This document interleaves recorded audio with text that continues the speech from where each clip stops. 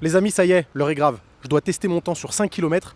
Je vous expliquerai juste après pourquoi. Ça fait quelques semaines que je m'entraîne. Je vais essayer de battre mon record qui est de 22 minutes et 37 secondes. Et vous allez suivre ça. Je me suis pesé ce matin et je crois que je suis encore un peu lourd pour la course à pied. Donc on va voir ce que ça donne. Je suis pas persuadé de pouvoir battre le record aujourd'hui. Mais je suis sûr que vous allez m'encourager derrière votre écran. D'ailleurs, mettez vos estimations dans les commentaires avant que je commence. Est-ce que je vais faire moins que 22 minutes 30 ? On va voir ça.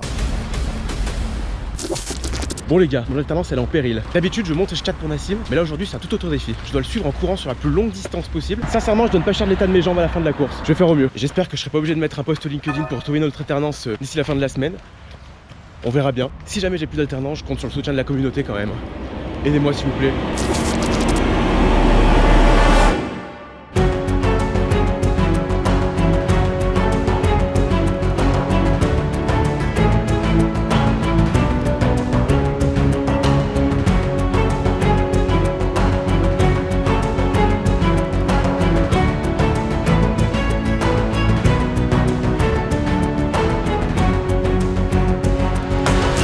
Les gars, j'arrive au rendez-vous.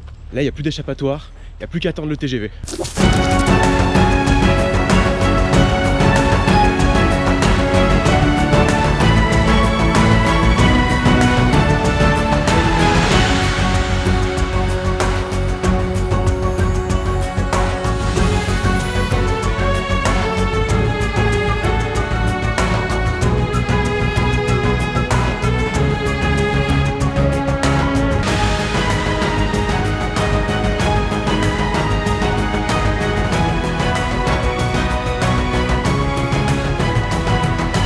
Bon bah c'est mission échouée.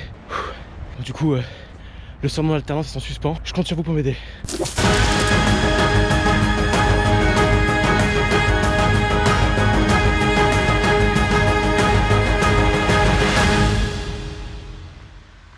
Ok, mission accomplie. Enfin non, pas mission accomplie. J'ai fait les 5 km, mais je les ai terminés en 22 minutes 55, ce qui me donne un rythme de 4 minutes 34 au kilomètre.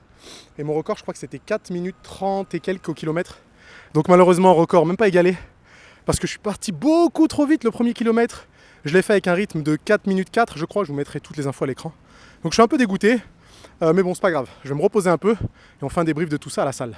Avant de vous dire exactement comment je vais modifier mon programme de musculation pour éviter de perdre du muscle ou voire même continuer à en gagner pendant cette prépa marathon, je vais vous expliquer pourquoi j'ai dû courir 5 km le plus rapidement possible. Cette prépa marathon, elle va durer 6 mois. Je vais faire le marathon de Paris début avril. Et je vais pas me préparer tout seul parce que honnêtement, j'y connais pas grand chose. Et comme j'ai envie de faire les choses bien, j'ai décidé de faire appel à un coach. Ce coach, vous le connaissez puisque j'ai déjà fait une vidéo avec lui.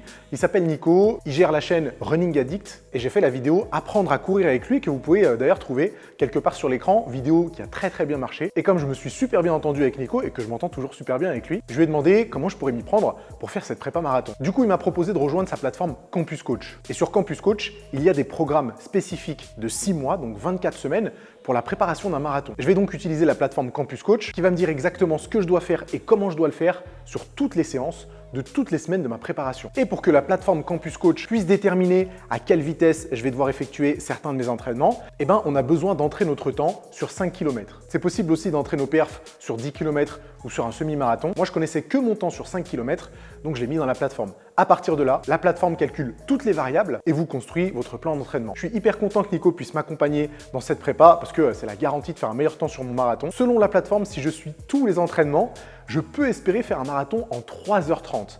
Alors que mon premier marathon, je l'ai fait en 4h09. En vrai, j'ai pas réellement d'objectif de temps. Je veux juste prendre du plaisir, courir un deuxième marathon dans les meilleures conditions et s'il y a moyen de s'approcher des 3h30, mais alors là, ce serait une perf incroyable. Si vous voulez en savoir plus sur la course à pied et que vous voulez rejoindre Campus Coach, la plateforme que j'utilise, vous cliquez sur le premier lien dans la description, vous entrez mon code NASSIMCampus et ça vous donnera un mois gratuit. Ça vous permet de tester un petit peu à quoi ça ressemble et puis pourquoi pas de préparer le même marathon que moi en avril 2023. Et du coup, niveau muscu, ça va donner quoi? J'ai un peu peur.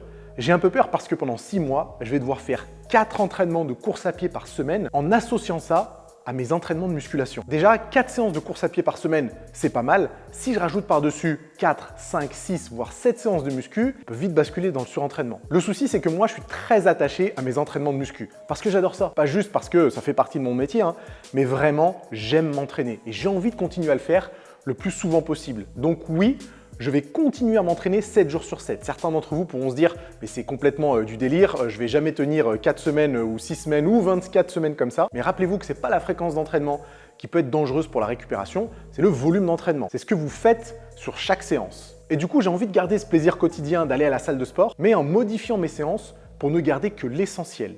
Et voilà comment je vais m'y prendre. Sur chaque groupe musculaire, je ne vais garder que 2 mouvements principaux et puis certains mouvements accessoires en fonction de ma forme et de la durée de ma séance. Et encore, il y a certains groupes musculaires que je ne vais pas entraîner parce que la sollicitation des exercices principaux des autres groupes musculaires suffiront largement à faire en sorte que je puisse garder mon niveau sur ces muscles-là. Je vous avoue que les mollets, je m'en fous un peu et d'ailleurs, je pense que les mollets travaillent plus sur la course à pied que sur les entraînements que je fais en musculation. Donc il y a peut-être moyen que je gagne des mollets juste parce que je me suis mis à la course. Mais je ne vais pas trop faire de manière avec par exemple les trapèzes, avec tous les faisceaux du deltoïde. Je vais avoir une approche bien plus générale. Les exercices que j'ai sélectionnés sont les suivants. Pour les pectoraux, premier exercice, dips lestés. Ça faisait longtemps que je n'avais pas fait de dips lestés en premier exercice de ma séance. Je peux vous dire que ça fait du bien et les dips, c'est quand même un putain de bon exercice. Si vous avez la morphologie pour et que vous n'avez pas de douleur au deltoïde antérieur, au clavicule ou au sternum, ce qui peut arriver parfois, eh bien faites des dips pour les pectoraux parce que ça reste un mouvement exceptionnel. Donc premier exercice, dips lestés. Deuxième exercice, développé semi-incliné aux haltères. C'est mon petit préféré, je le fais déjà très souvent dans mes séances. Mais là, du coup, avec les dips, j'ai dû développer vers le bas. Avec le développé incliné, j'ai dû développer vers le haut. Du coup, je travaille potentiellement tous les faisceaux des pectoraux. J'ai une approche globale et ça me va très bien. Accessoirement, si jamais j'ai le temps et l'énergie, je rajoute des pompes et des écartés à la poulie vis-à-vis. C'est des exercices qui sont pas trop fatigants, qui apportent quand même une bonne stimulation musculaire aux pectoraux. Donc, si j'ai le temps, je les fais. Pour le dos, c'est très simple. Des tractions, un peu pour les mêmes raisons que je choisis des dips pour les pectoraux. C'est un mouvement effectué au poids du corps que je peux effectivement lester si jamais je m'en sens les capacités et qui est incroyablement efficace. À ça, je vais coupler du tirage horizontal, soit fait à la poulie, soit fait sur une de mes machines convergentes. Du coup, avec les deux, j'ai un tirage vertical, un tirage horizontal, parfait pour travailler le grand dorsal sous tous les angles et conserver le niveau que j'ai déjà. Pour les quadriceps, j'ai du squat et du leg extension. Ça fait longtemps que j'ai pas fait du squat libre régulièrement. Là, je vais m'y remettre et je vous avoue que j'ai un petit peu hâte. Pour les quadriceps, jusqu'à maintenant, je faisais beaucoup de hack squat,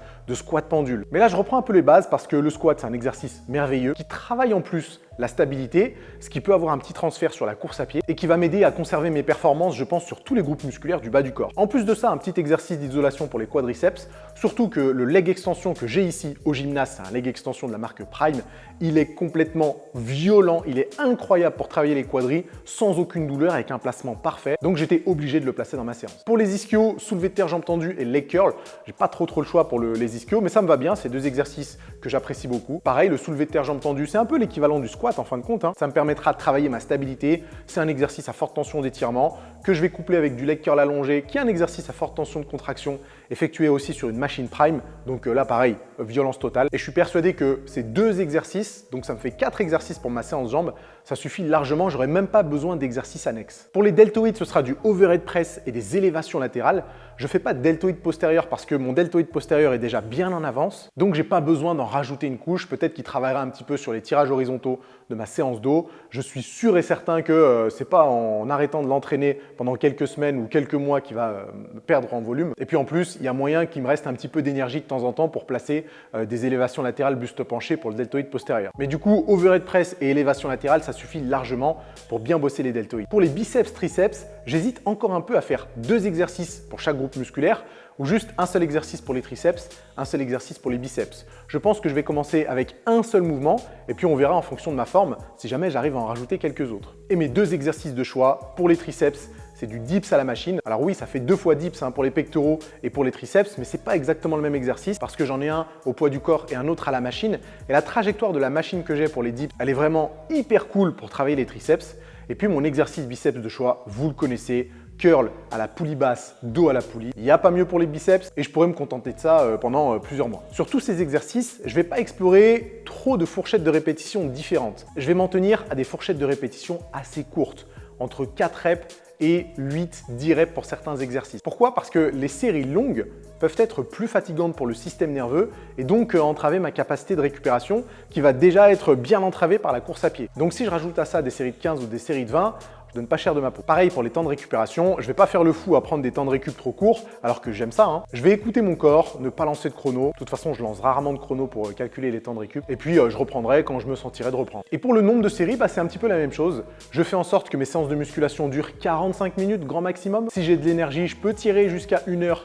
Mais c'est vraiment occasionnel. Donc en fonction de ma forme et de mon état de fatigue, je peux faire jusqu'à 6 séries par exercice ou alors me contenter de 4 séries. Faut pas oublier que si je peux m'entraîner à l'instinct, c'est parce que j'ai beaucoup d'expérience en musculation.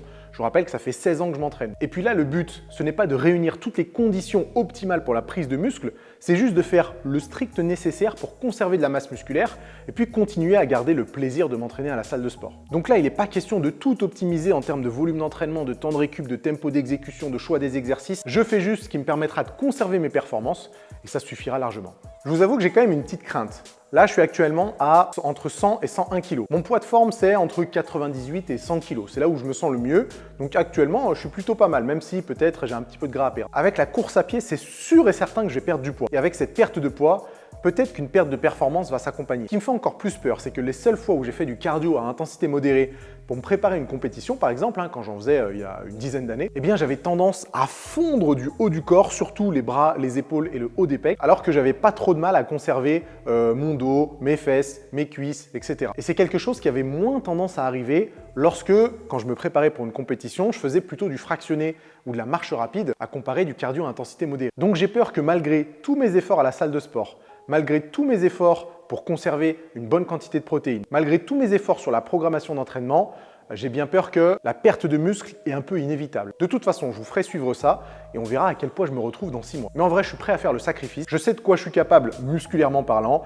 Maintenant, on va voir de quoi je suis capable cardiovasculairement parlant. Et là, ça va être intéressant. N'hésitez pas à mettre dans les commentaires quelle est votre estimation pour ce marathon. Ok les amis, je continue à répondre à vos questions dans les commentaires. N'oubliez pas, si vous voulez rejoindre Campus Coach, la plateforme que j'utilise pour préparer mon marathon, vous cliquez sur le premier lien dans la description, vous rentrez le code Nassim Campus et vous aurez le premier mois gratuit pour voir un petit peu à quoi ressemble la programmation. Si la vidéo vous a plu, on met un gros pouce en l'air, on s'abonne à la chaîne et nous on se retrouve très bientôt pour d'autres conseils. A plus.